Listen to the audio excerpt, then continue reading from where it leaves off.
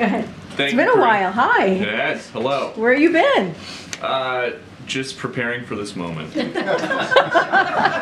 I think I'm going to disappoint you really badly if you've been preparing all this time for this moment. It's not going to be that exciting. I'm Well, pretty sure. let's see. Karine, why do you think it is that more and more people polled feel like over time President Biden is getting less and less mentally sharp? Which poll is this? ABC has President Biden's rating for health since May down 5 points, and for mental sharpness down 4 points. You know, I have to say that's a little confusing for me, because if you look at what this president has done the last 3 years, historical pieces of legislation, right? When it comes to bipartisan infrastructure deal, many presidents before, like your favorite president, had said that. Who's my favorite president? Why don't we let the American people guess? But had said, no. wait, no, let me finish. You asked me a question, I'm I gonna. don't understand what No. you're getting Let me finish. And you'll guess who I'm talking about. Who used to say, Infrastructure Week, which was a punchline, became a joke, and now we are seeing infrastructure decade because of this president.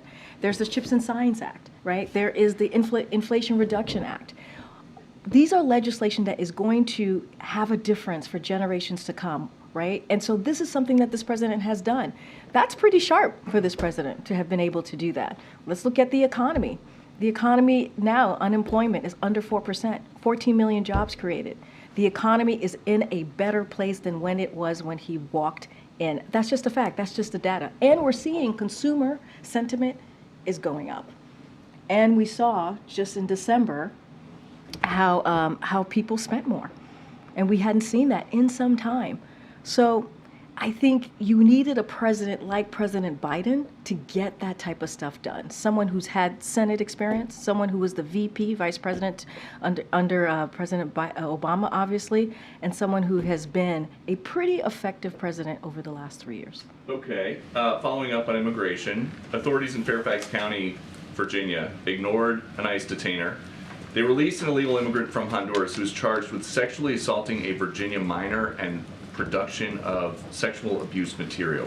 Doesn't that go to show that as record numbers of people appear at the border, you guys have no idea what kind of people are coming into this country? Let me just say, first of all, this is why the president is having negotiations with the Senate, senators, Republicans and Democrats, right, for the past couple of weeks to deal with what's going on at the border security, right, as it relates to border security.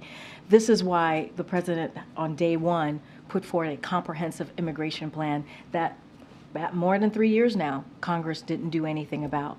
But he's appreciative that we're having these conversations in the Senate. We've deployed additional troops and federal agents to the border, who have, by the way, returned more than 482,000 individuals since May. That's what we've been able to do. We've led the largest expansion of lawful pathways, and that we haven't seen in some time. The president continues to have diplomatic conversation with Mexico, who have actually taken actions to deal with the situation. There's more work to do. There's more work to do. We understand that. We have said that. You've heard that from the president on Friday. We understand that there's more work to do. We need more resources. We need more funding, which is why we're having these negotiations on the Hill. But Republicans in the Senate is working with us. Republicans in the House are trying to get in the way. So it's up to them. Are they going to help? Are they going to actually deal with an issue, or continue to move forward at a political stunt? And as President Biden tries to make the national conversation more about reproductive rights, abortion, how many weeks into a pregnancy does he think abortion should still be legal? So you've asked me this question before. I've been very clear. The president's been very clear. We want to see the protections in Roe. We want to see Roe become the law of the land. That's what the president wants to see. That's what the president believes in. And let me be very clear here. It's not some sort of shift that the president is making.